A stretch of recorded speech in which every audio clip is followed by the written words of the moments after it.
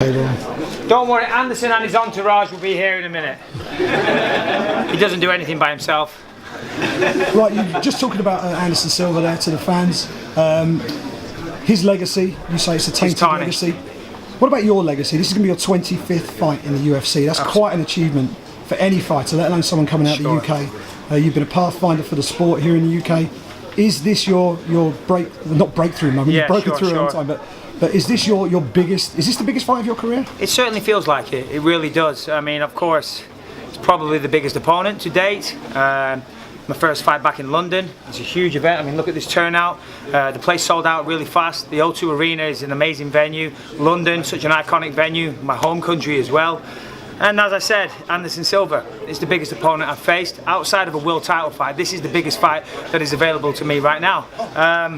It certainly feels like that as well, not just words, it feels like that. I can feel the buzz, I feel the hype, and I've trained accordingly. Last time you were in this town fighting for the UFC 120, Yoshihiro Akiyama. Yep.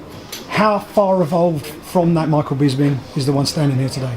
You know, I'm certainly maturer. I've done a bit of growing up, but essentially I'm still the same guy. Of course, I've added on. I've had some upgrades here and there. You know, I've learned to wrestle a little better. You know, my skill set has got a little better, but deep down I'm still the same guy. I'm still the same fighter. I've still got the same heart, drive, same hunger I ever had from when I first started martial arts. You know, and I believe it's that work ethic and that every man quality that I have that has got me so far in this sport, to be honest. And I'll ask you the same question I asked Brad earlier.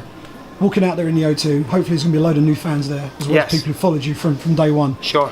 What can people expect at UFC Fight Night London when Michael Bisping's music hits those speakers? Well, when I'm walking out there, I'm obviously representing myself and representing my team and my friends and family, but I'm representing Great Britain to prove that we can compete as a fighting nation on the world stage in mixed martial arts. I know that people look down at us as a fighting nation, but that's incorrect. We ruled the world at one point. We've had great boxing world champions, and it's only a matter of time before we have a UFC world champion. Hopefully one day it will be me, but who knows. The card is full of many young up-and-comers, but I'll tell you this, I will be fighting my heart out. The best version of myself will be on display, and there will be no quit, and I will fight with every ounce of heart and soul that I have. And last one for me, your holy grail is that UFC middleweight title. Of course. The picture at the top of that division is a little bit of a logjam up there. A little bit murky due to steroids, yeah. Yeah, it's, you know, failed drug tests, people getting injured, people being...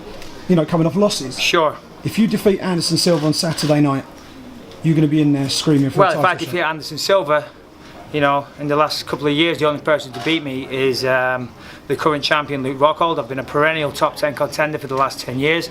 I'll be on a win streak, and, you know, due to the fact that other people are not, you know, they're not valid to compete right now, I think, of course, that paves the way for me. I deserve this. I've been at the top for so long. I've put in my hard work.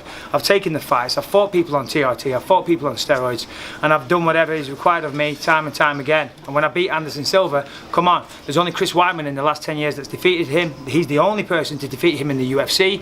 I will be the second man to do that, and hopefully I will get the title shot and bring that title back to England. Last one, how are you going to do it? Listen, I'm going to go out there, put the pressure on him right from the very start, and listen, Anderson is a formidable opponent. I'm not underestimating him at all, but I believe in myself. I want to thank all my coaches, Jason Perillo in particular, Daz Marsh, Brady Fink working my jiu-jitsu, everybody, Ruka, the gym where I train. Listen, how's he going to beat me is the question, because I don't think anyone on this planet Saturday night will be able to beat me. Good stuff. Best of luck, mate. Anyone else? Anyone else?